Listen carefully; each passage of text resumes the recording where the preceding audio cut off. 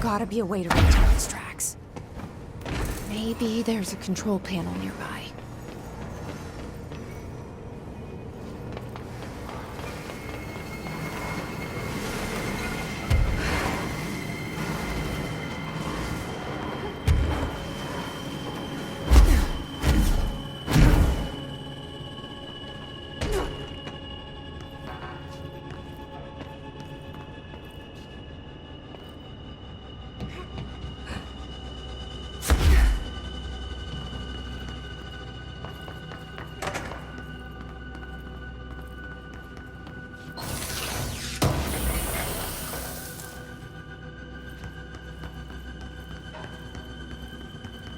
There's gotta be a way to rotate these tracks.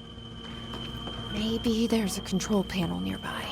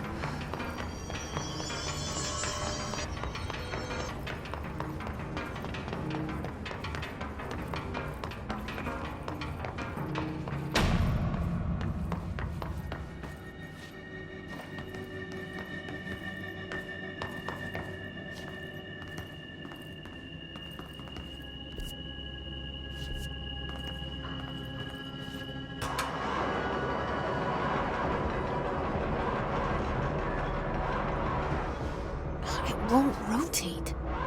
Something's blocking it.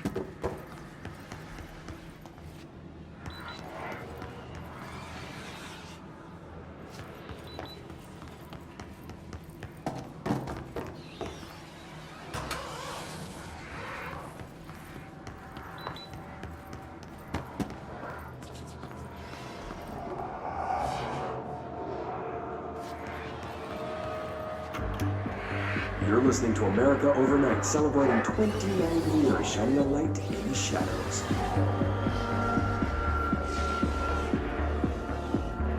Thanks for staying with us. Here's our first caller. Hi. What I'm about to tell you, if they found out, I don't know what would happen. If who found out, brother? The men in the suits. They told me it was an industrial accident, but this is something else. Something nobody talks about.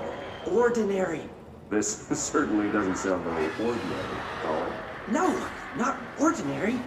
Ordinary. It's a town. And it wasn't an industrial accident. I mean, that's what they said. But that's bullshit. Whoa, please watch that language, caller. It may be 2 a.m., but we're still a funny show. I'm sorry. It's just, my brother lived there. They said the town was destroyed, but it wasn't. I went there. The people are gone, but the town's there. It's still there. So the population of an entire town disappears, yet the town remains. Tell me, was the phrase, "there is no salvation," written anywhere? I'm not sure. The same thing happened in Brazil in 23, a village called Rio Verde. More than 600 people just up and left. The government said they were fleeing guerrilla forces, but we know the truth. A mass abduction. As predicted by my regular guest, Dr. Quincy Reagan. Abduction? You mean aliens? That's bullshit! I know they're lying! Now I warned you about the language, caller. I'm afraid we're gonna have to cut you off. And good timing, too. It's time for a short break. Hang in there. America Overnight will be right back.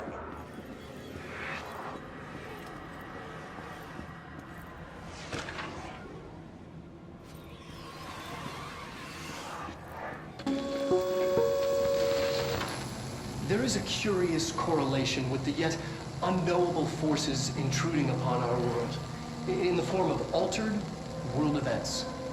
These forces gravitate toward archetypal objects, a gun, a television, a supposedly haunted house. So clearly humanity affects this process. Our collective unconscious is a map of sorts.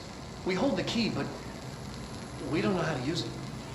We create these archetypes through everyday life, popular culture, urban legends, but we are observing and influencing a complicated system in action. We can change the likelihood of something being a receptacle for these forces just by thinking about it. But we haven't found a method to control the outcome. And yet, there's something unique in us, in our dreams, in the conceptual reality with power with our minds. What's the cause and what's the effect? Are we the starting point or just a necessary evil in this? A byproduct, a reflection, a projection? We'll struggle to find the answers to these hard questions. Or die trying.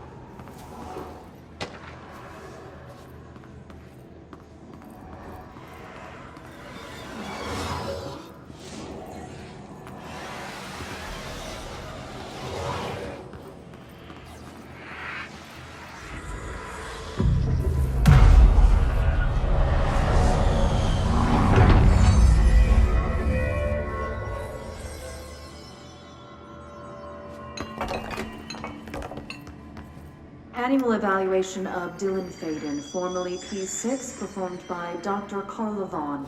The questions asked here correspond to the 5th iteration of the Gunner's psychological assessment. Are you ready, Dylan?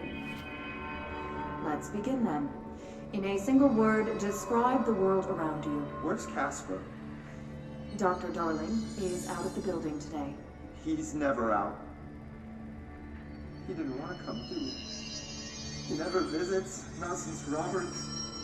Tell Darling it wasn't my fault. I couldn't control it yet, but I can now. I learned. Will you tell him? In a single word, describe the world around you. A prison. A cold, empty prison. Not even a poster on the wall. What is the next number in the sequence 3, 6, 9, 12, 15? 18. What day is it today? How the hell would I know? It's not like you give me a calendar. You find a rabbit in the woods. It is breathing, but not moving. You cannot see any blood. What do? Leave it. Expand on that. It doesn't matter. The rabbit's not real. None of it's real. What day is it today? Do you enjoy asking people questions that can't be answered? Is this what gets you up in the morning? What you dreamed of doing as a scared, stupid little girl? Can you describe a dog to me? In Ordinary, we had a friend. Nosebleed Neil. And when it all went crazy, you know what I mean. Nosebleed Neil turned into a dog. Or something like a dog. What day is it tomorrow? Fuck off! I don't know! There is no calendar! How can I fucking know? Dylan, calm down. Fuck you! Fuck you and fuck Casper! Hey! Are you watching this, you old fuck? Did you send your bitch because you're too scared of me? Where is Casper? Security, get a team in here. I need...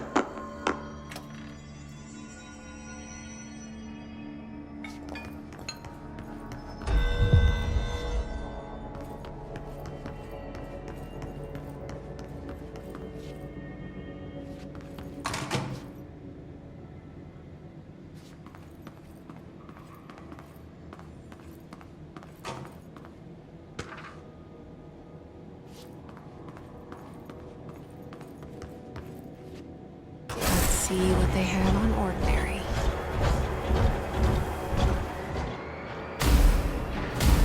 It's all here. Our home, our school, the woods, the dump.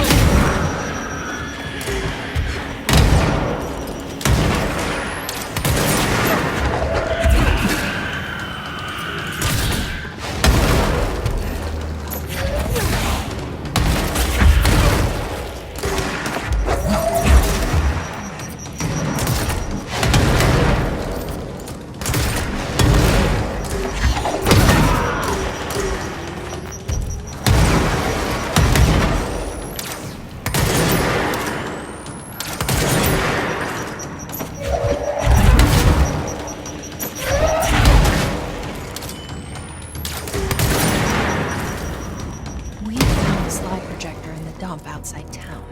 Did they recreate that too? Is that where they keep it?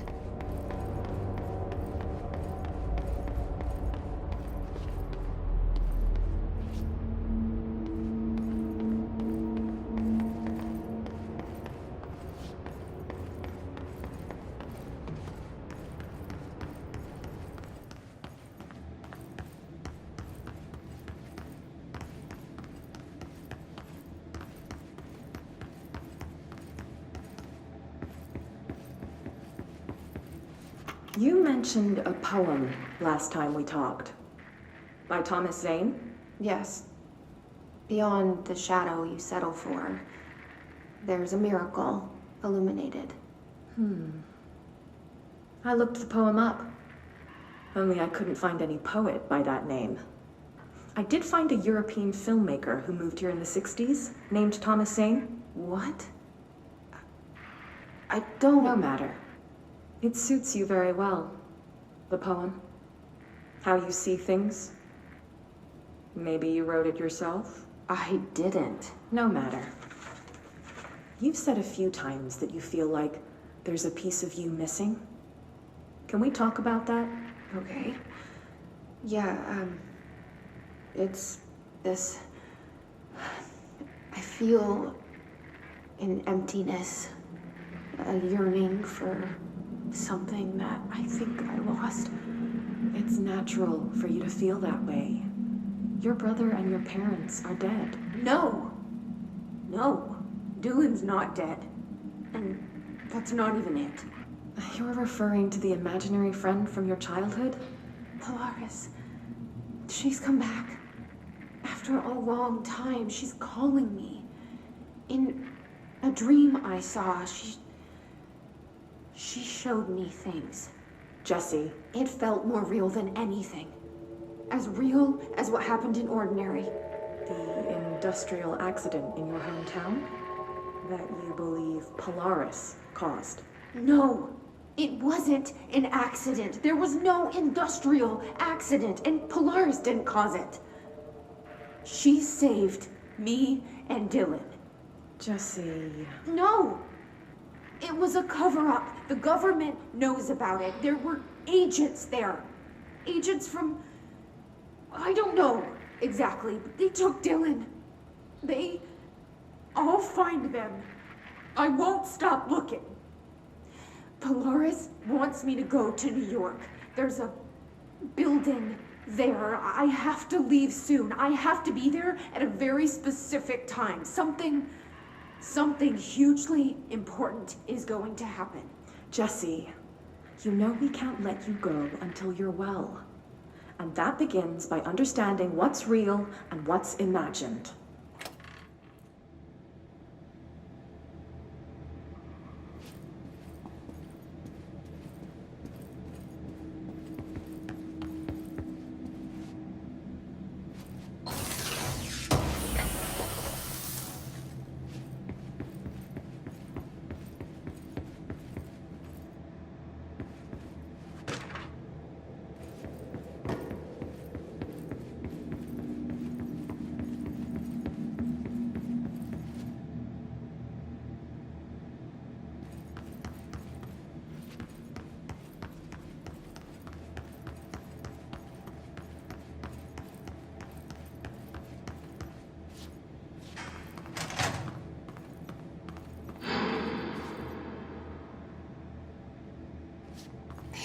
Moved the whole landfill here in the middle of New York, and nobody saw a thing. Pretty unbelievable.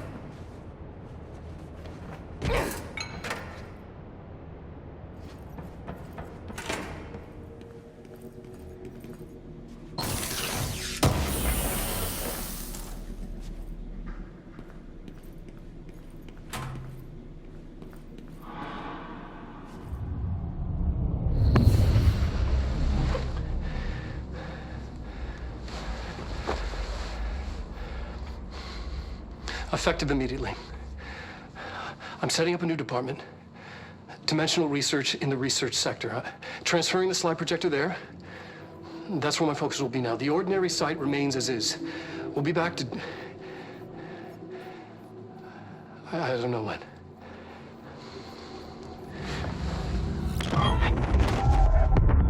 Darling took the projector to the research sector. He dedicated a whole area to it, so he knew it was important. Dimensional research. That's where we go next.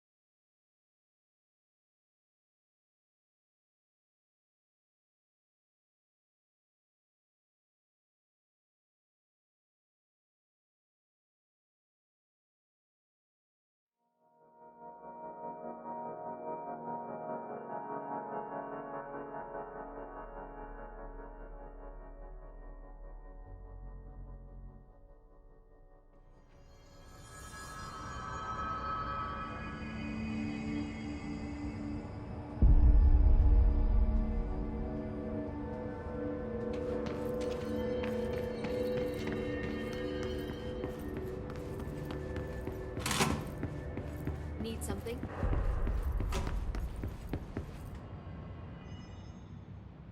Do you remember Mr. Tomasi, the head of communications? The hiss he was changed into showed up in containment, near the turntable. I'll take care of it. That thing's not getting away this time. I've heard reports about his particular use of language and intonation when repeating the hiss babbling. The biological and behavioral distinctions between different hiss-corrupted individuals is truly fascinating. I wonder if I could categorize the data. And she's already off on her own thing.